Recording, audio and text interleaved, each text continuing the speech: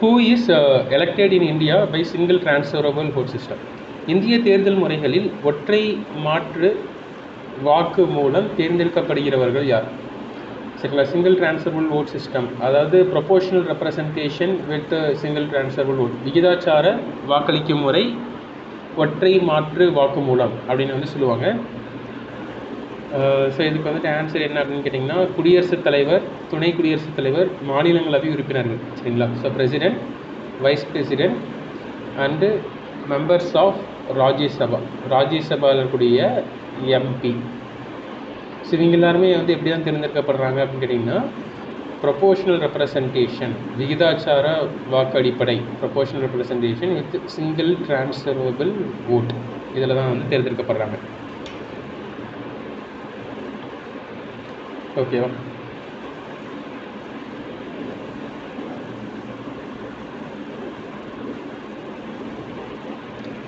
So next article 359. So நம்ம 352, 356, 363 பார்த்தோம். ஞாபகம் இருக்கா? 352ங்கிறது தேசிய நெருக்கடி நிலை, இதை வந்துட்டு மாநில நெருக்கடி, 320ங்கிறது நிதி நெருக்கடி. இதில் 359ங்கிறது 360க்கு முன்னாடி வரக்கூடிய ஆர்டிக்கல் தானே. ஸோ இதை வந்துட்டு எதோட சம்மந்தப்பட்டதாக இருக்கலாம், நீங்களே சொல்லுங்கள். கவர்னர், ஆளுநர் முதலமைச்சரை நீக்கும் அதிகாரம் பெற்றவர். மக்களவை சபாநாயகர் மக்களவையை கலைக்கும் அதிகாரம் பெற்றவர். பிரதம மந்திரி துணை குடியரசுத் தலைவரை நீக்கும் அதிகாரம் பெற்றவர். இதுக்கும் இந்த எமர்ஜென்சிக்கும் பிரச்சனை எதுவும் ப்ராப்ளம் இருக்கா அப்படின்னு கேட்டிங்கன்னா, சம்மந்தம் இருக்கான்னு கேட்டிங்கன்னா இல்லை. ஓகேவா?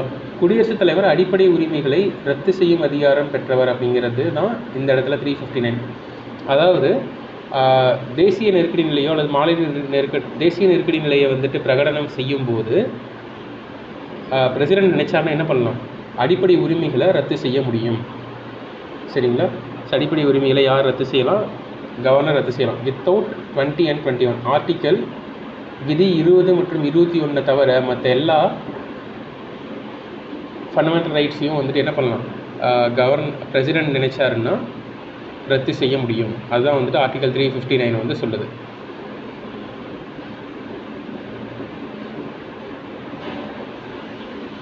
இந்திய ஒன்றியத்தின் பாதுகாப்பு படைகளின் மீதான உயர்தனி அதிகாரம் உடையவர் யார்? Supreme commander of the army வந்துட்டு யார் அப்படின்னு கேட்டிங்கன்னா குடியரசுத் தலைவர் தான். ஸோ நம்ம குடியரசுத் தலைவர் தானே பார்த்துட்ருக்கோம், அதனால் என்ன ஆன்சர் வந்துச்சுனாலும் அது குடியரசுத் தலைவர் தான். ஆனால் அப்படி வந்துட்டு நினச்சிடாதீங்க, ஜஸ்ட் என்னென்னு புரிஞ்சுக்குங்க. சரியா? So next, identify the cases which did not deal with the basic structure of the Indian Constitution. இந்திய அரசியலமைப்பின் அடிப்படை கட்டமைப்புடன் தொடர்பில்லாத வழக்கினை கண்டறிக. ஸோ கேசவானந்த பாரதி கேஸ், அதில் தான் வந்து பார்த்திங்கன்னா அடிப்படை கட்டமைப்பு அப்படிங்கிறதே வந்துருக்கும். Basic structure of the constitution அப்படிங்கிறத சொல்லியிருப்பாங்க. ஸோ மினர்வா மில்ஸ் கேஸும் வந்துட்டு வரும். கோலக்நாத் கேஸ், சரிங்களா? கோலக்நாத் கேஸ் தான் வந்துட்டு ஆரம்ப இந்த கோலக்நாத் கேஸில் வந்து என்னென்னு சொல்லிடுவாங்கன்னா, இந்த ப்ரீஆம்பிள் இருக்குல்ல, ஸோ ப்ரீஆம்பிள்ங்கிறது கான்ஸ்டிடியூஷனுடைய பார்ட்டே கிடையாது அப்படின்னு சொல்லுவாங்க. ஸோ கேசவானந்த பாரதி கேஸ் தான் வந்துட்டு பார்ட் அப்படின்னு சொல்லுவாங்க. அடுத்த எல்ஐசி ஆஃப் இந்தியா கேஸ்னு ஒன்று இருக்கும். அது வந்து பார்த்திங்கன்னா அது இன்டெக்ரல் பார்ட், பிரிக்க முடியாத ஒன்று அப்படின்னு வந்து சொல்லிடுவாங்க. அதே போல் வந்து பார்த்திங்கன்னா கோலக்நாத் கேஸில் ஃபண்டமெண்டல் ரைட்ஸை வந்துட்டு, அதாவது கான்ஸ்டிடியூஷனில் இருக்கக்கூடியதை ஈஸியாக வந்து நம்ம எடிட் பண்ண முடியாது அப்படி மாதிரி வந்து சொல்லுவாங்க. ஆனால் கேசவானந்த பாரதி கேஸில் அதாவது அதில் வந்து அமெண்ட்மெண்ட்லாம் பண்ணலாம், ஆனால் வந்துட்டு அதுக்குன்னு ஒரு பேசிக் ஃபார்ம் இருக்குது. அந்த பேசிக் ஃபார்மை நம்ம என்ன பண்ணலாம், அமெண்ட் பண்ண முடியாது அப்படின்னு சொல்கிறது தான் Kesavananda Bharati case. Minerva Mills case திரும்பவுமே என்ன சொல்லணும் அப்படின்னு கேட்டிங்கன்னா அதையே தான் சொல்லணும். அந்த மாதிரி வந்துட்டு நம்ம பண்ண முடியாது, அதாவது பேசிக் ஸ்ட்ரக்சரை மட்டும் நம்ம வந்துட்டு என்ன பண்ணலாம், மாற்ற முடியாது அப்படின்னு சொல்லுவோம். ஸோ ஏகே ராய் மற்றும் இந்திய ஒன்றியங்கிறது இது சம்மந்தப்பட்டது கிடையாது.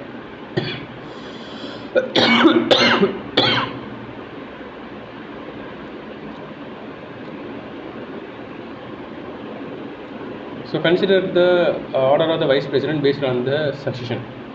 ஸோ இதை கொஞ்சம் ஆர்டர் ஆஃப் த சக்சஷன்லாம் ஞாபகம் வச்சுக்கோங்க. பிரசிடெண்ட்டாக இருக்கட்டும், வைஸ் பிரசிடெண்ட்டாக இருக்கட்டும், ரெண்டு பேருமே வந்துட்டு தேவை. ஒரு சில நேரங்களில் கொஷினாக கேட்குறாங்க. சரிங்களா? ஸோ இதான் வந்துட்டு ஆர்டர். ஜாகிர் ஹுசைன் வராரு, அடுத்ததாக பிடே ஜட்டி, அடுத்ததாக K R Narayan and B S Shekhawat. So இந்த மாதிரி தான் வந்துட்டு ஆர்டர் வந்துட்டு இருக்குது.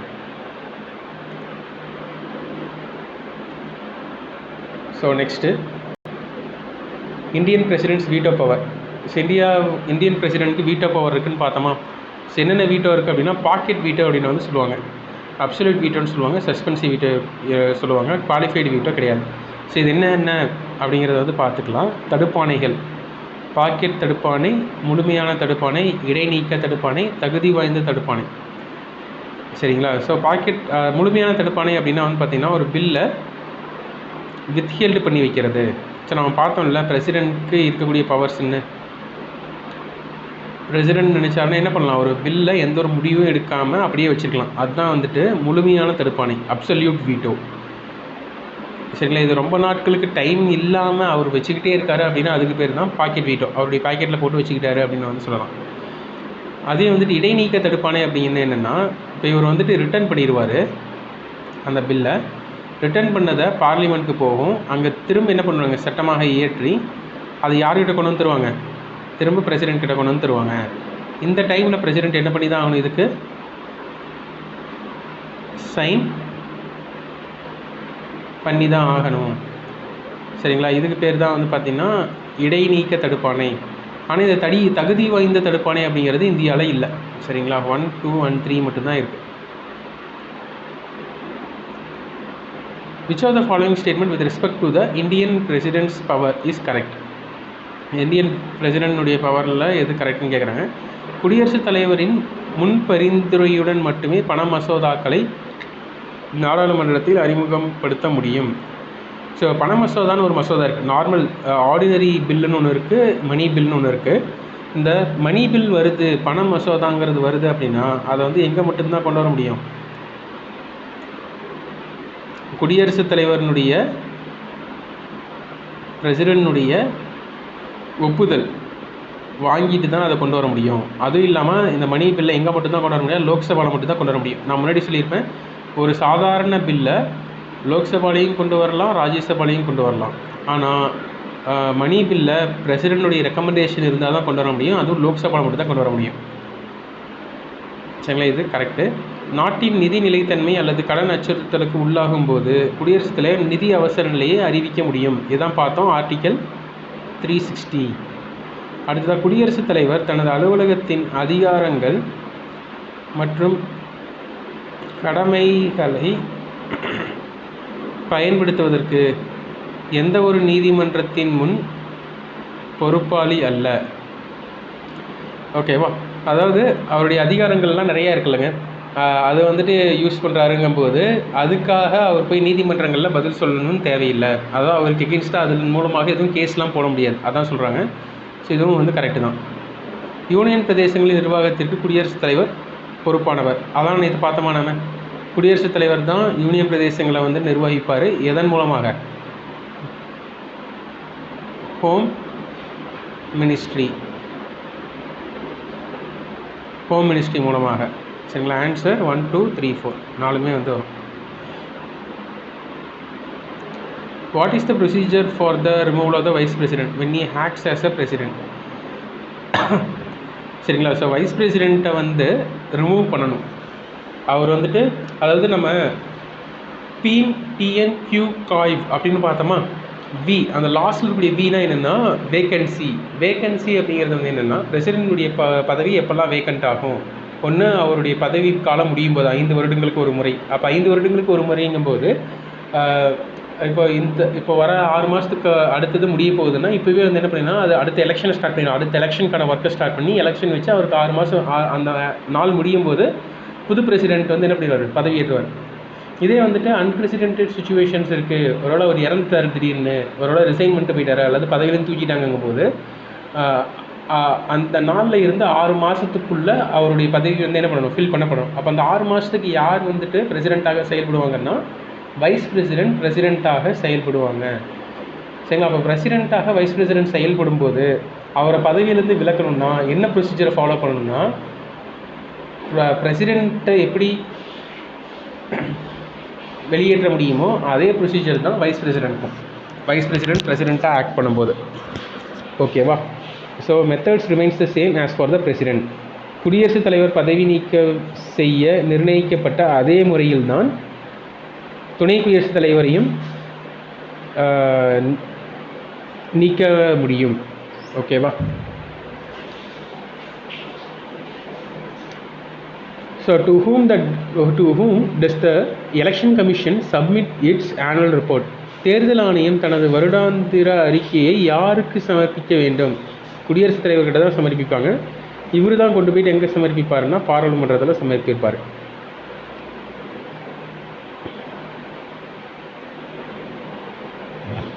The president nominates 12 members to the Rajya Sabha. ராஜ்யசபாவில் ஒரு 12 உறுப்பினர்களை வந்து என்ன பண்ணுவார், நாமினேட் பண்ணுவார். எக்ஸாம்பிளுக்கு சச்சின் டெண்டுல்கர்லாம் வந்துட்டு இருந்தார் இல்லைங்க ராஜ்யசபாவில். இப்போ கூட இளையராஜா வந்துட்டு ராஜ்யசபாவில் வந்துட்டு நியமித்தாங்க. ஸோ அப்படி இருக்கும்போது அது எல்லாமே வந்துட்டு எதன் மூலம், ஒரு கலையிலேயோ அல்லது விளையாட்டுலேயோ ரொம்ப பெருமை பெற்றவராக இருக்கக்கூடியவர், அவரை வந்து என்ன பண்ணலான்னா ராஜ்யசபாவில் நியமிக்கலாம். அந்த மாதிரி 12 பேரை பிரசிடென்ட் வந்து நியமிக்க முடியும். With reference to the veto power of the president, consider the following. Veto power na என்னன்னு பார்த்துட்டோம். 3 veto இருக்குது. Pocket veto, absolute veto and qualified veto.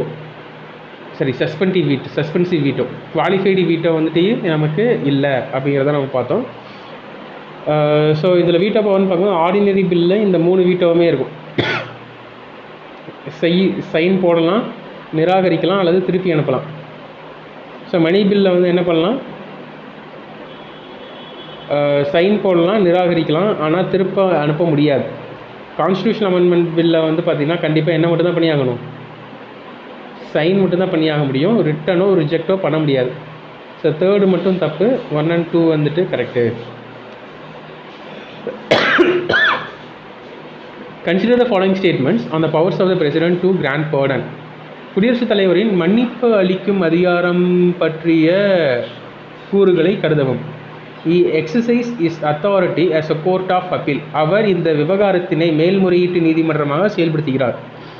So அந்த மாதிரிலாம் செயல்படுத்த முடியாது. சரிங்களா? அவர் வந்துட்டு ஜஸ்ட்டு அந்த ஆதாரங்கள் எல்லாத்தையும் வாங்கி பார்க்கலாம், அப்போ இவர் மேலே குற்றம் இல்லாதவர்களாக இருக்கலாம் அப்படின்ட்டு இவர் நினைச்சாருன்னா போதும். இவர் வந்து என்ன பண்ண முடியாதுன்னா அந்த கைதியை கூப்பிட்டு நீ தப்பு பண்ணியா பண்ணலையா அப்படிங்கிறலாம் விசாரிக்கலாம் முடியாது.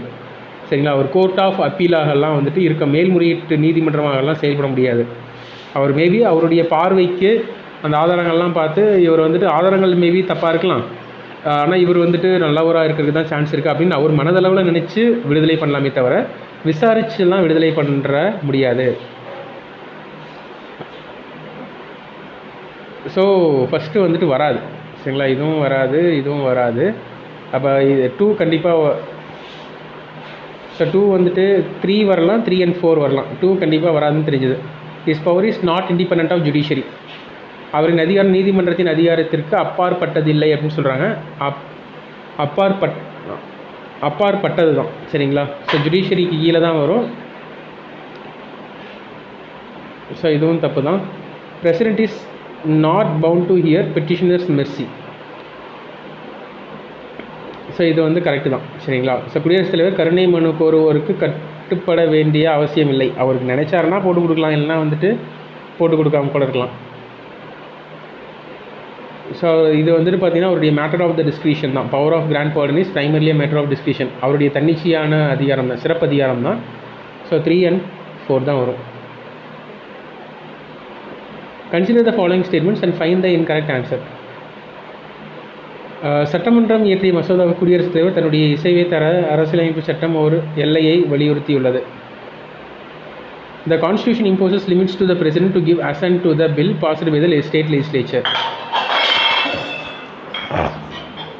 ஸோ ஸ்டேட் லெஜிஸ்லேச்சர் கொண்டு வரக்கூடிய பில்லை அவர் வந்துட்டு ராட்டிஃபை பண்ணுறதுக்கு, அசன்ட் கொடுக்குறதுக்கு, சைன் போடுறதுக்கு ஒரு டைம் லிமிட்டை வந்துட்டு கான்ஸ்டியூஷன் இம்போஸ் பண்ணியிருக்கான்னு கேட்டிங்கன்னா இல்லை. சரிங்களா? அந்த மாதிரிலாம் எதுவும் டைம் கிடையாது. அவர் வந்துட்டு எப்போ வேணாலும் எவ்வளோ நாட்களுக்குள்ளே வேணாலும் என்ன பண்ணலான்னா சைன் போடலாம் அப்படிங்கிற மாதிரி தான் சொல்லப்பட்டிருக்கு. கான்ஸ்டியூஷனில் அதை பற்றி எதுவும் பேசவே இல்லை. சரிங்களா? பட் வந்து இப்போ ரீசெண்டாக நடந்த சுப்ரீம் கோர்ட்டில் ஒரு கேஸ் நடந்து அதில் ஒரு தீர்ப்பு வந்திருக்கு. ஸோ நம்ம தமிழ்நாடு கவர்மெண்ட் வந்துட்டு கவர்னருக்கு எகெயின்ஸ்டாகவும் பிரசிடென்ட்க்கு எகெயின்ஸ்டாகவும் ஒரு கேஸ் போட்டாங்க. அதில் வந்து பார்த்திங்கன்னா ஒரு டைம் ஃப்ரேம் பண்ணியிருக்காங்க. இந்த டைமுக்குள்ளே நீங்கள் வந்துட்டு இதுக்கு சைன் போட்டு ஆகணும் அல்லது திருப்பி அனுப்பணும் அப்படிங்கிற ஒரு டைம் ஃப்ரேம் கொடுத்துருக்காங்க. ஆனால் அரசியல் அமைப்பில் அந்த மாதிரி எதுவுமே சொல்லப்படலை. அடுத்ததாக second, the president May refer A reserved bill to the supreme court under article 143 for discussion. சட்ட உறுப்பு 143 கீழ் குடியரசுத் தலைவர் நிறுத்தி வைத்திருக்கும் மசோதா பற்றி உச்சநீதிமன்றத்திடம் ஆலோசிக்கலாம். ஸோ இந்த உச்சநீதிமன்ற ஆலோசனை அப்படிங்கிறது வந்து பார்த்திங்கன்னா ஜஸ்ட் ஒரு சின்ன பிரச்சனையாக இருக்கக்கூடாது. அதாவது அரசியலமைப்பில் ஏதாச்சும் ஒரு டவுட்டு, சரிங்களா, அரசியலமைப்பில் ஏதாச்சும் ஒரு டவுட் இருக்குது அப்படின்னா வேணால் அதை வந்து பண்ணலாம். இந்த மாதிரி சின்ன சின்ன பில்லுக்கெல்லாம் வந்துட்டு உச்சநீதிமன்றத்தை ஆலோசிக்க முடியாது, சரிங்களா. அரசியலமைப்பில் ஏதாச்சும் ஒரு டவுட் அப்படின்னா, கான்ஸ்டியூஷனல் ரீதியாக டவுட்ஸ் இருக்குது அப்படின்னா அந்த டவுட்ஸை வந்து கேட்கலாம். அப்போ இதுவும் வந்து வராது. பாராளுமன்றம் மற்றும் சட்டமன்றங்கள் இயற்றிய மசோதாக்கள் மீது குடியரசுத் தலைவர் ஒரே மாதிரியான அதிகாரத்தை கொண்டிருக்கிறார்.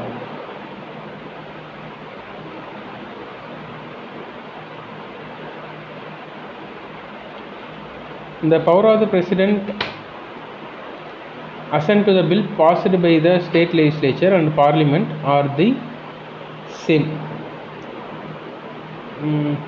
The president cannot keep a bill of the parliament pending at his hands for an indefinite period of time. சரி, எல்லாமே வந்துட்டு இன்கரெக்டாக இருக்க மாதிரி தான் தெரியுது. ஆனால் இங்கே 3 and 4 மட்டும்தான் இன்கரெக்ட்னு கொடுத்துருக்காங்க, சரிங்களா. இதை மட்டும் என்னென்னு செக் பண்ணிக்கலாம். ஸோ மோஸ்ட்லி இது எல்லாமே இன்கரெக்ட்னு தான் நினைக்கிறேன். ஸோ நான் செக் பண்ணி சொல்கிறேன்.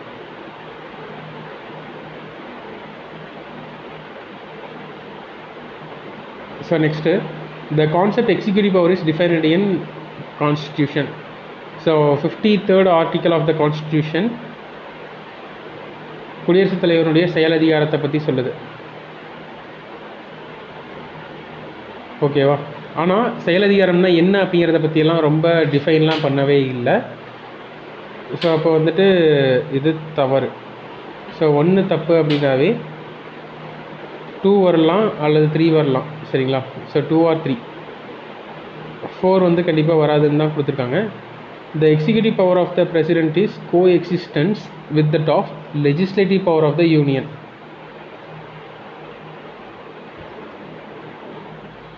குடியரசுத் தலைவரின் செயலாட்சி அதிகாரம் மத்திய பாராளுமன்ற அதிகாரத்துக்கு இணையான அளவில் செயற்படுத்தக்கூடிய அதிகாரமாகும். தேர்டு, செயலாட்சி அதிகாரம் என்பது அரசாங்க கொள்கையை தீர்மானிக்கும் அதிகாரத்தை உள்ளடக்கியதாகும். The executive power also includes determination of the government policy.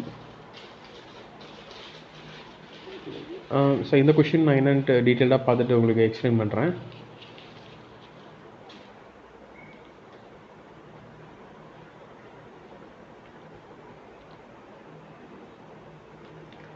So ரொம்ப வேர்டிங்ஸ் எல்லாமே வந்துட்டு ரொம்ப வேகாக யூஸ் பண்ணியிருக்காங்க.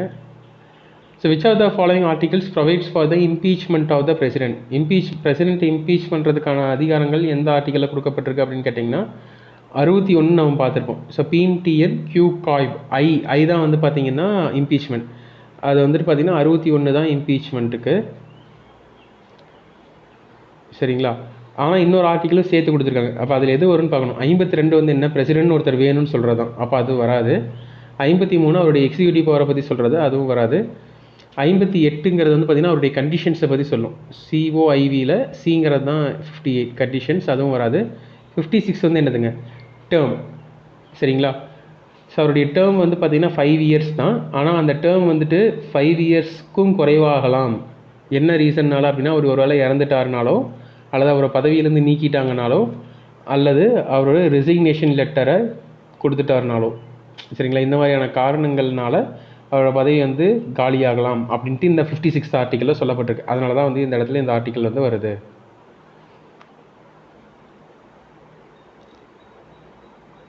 So next, days acts as the X officio chairman of Rajya Sabha. ராஜ்யசபாவினுடைய தலைவராக யார் செயல்படுவாங்க அப்படின்னு பார்த்தீங்கன்னா வைஸ் பிரசிடென்ட் தான் வந்து பார்த்திங்கன்னா ராஜ்யசபாவுக்கும் தலைவராக செயல்படுவார். ஸோ அதுதான் பிரசிடென்ட்டு எந்த இயர்லேருந்து எந்த இயர் வரைக்கும் இருக்காங்க அப்படின்னு வந்து கேட்டிருக்காங்க. ஸோ அதை முன்னாடி இந்த இயர் வைஸ் நீங்கள் ஒரு தடவை பார்த்து வச்சுக்கோங்க. இப்போ கொஷின்ஸ் தான் இந்த மாதிரி கேட்குறாங்க. பிரசிடென்ட்டு, வைஸ் பிரசிடென்ட்டு, அடுத்ததான் பிரைம் மினிஸ்டர்ஸ், சரிங்களா. இவங்க 3 பேர்த்தும் லைனாக வந்து பார்த்து வச்சுக்கோங்க.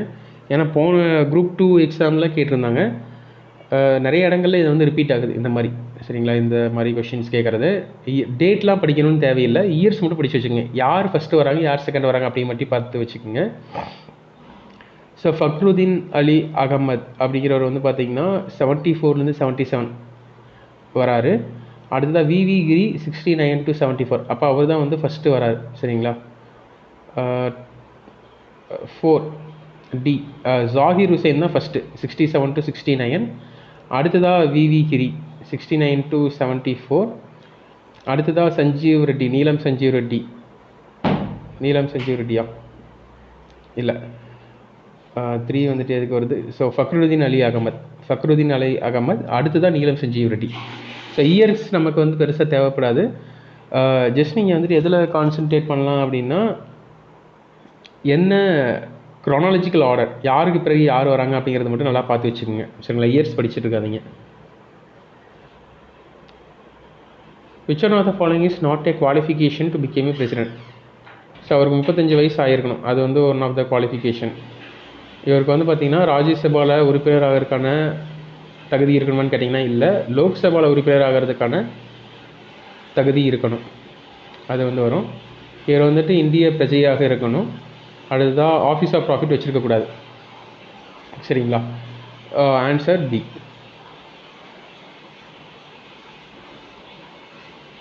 So number of members of Rajya Sabha nominated by president of India. So எவ்வளோ மெம்பர்ஸை ராஜ்யசபாவில் பிரசிடென்ட் நியமிப்பார் அப்படின்னு பார்த்தோம். 12 பேருன்னு பார்த்தோங்களா கொஞ்ச நேரத்துக்கு முன்னாடி. So next, which one of the following president of India was elected unopposed? So எந்த ஒரு போட்டியின்றும் தேர்ந்தெடுக்கப்பட்டவர் யாருன்னா நீலம் சஞ்சீவ் ரெட்டிங்களாம்.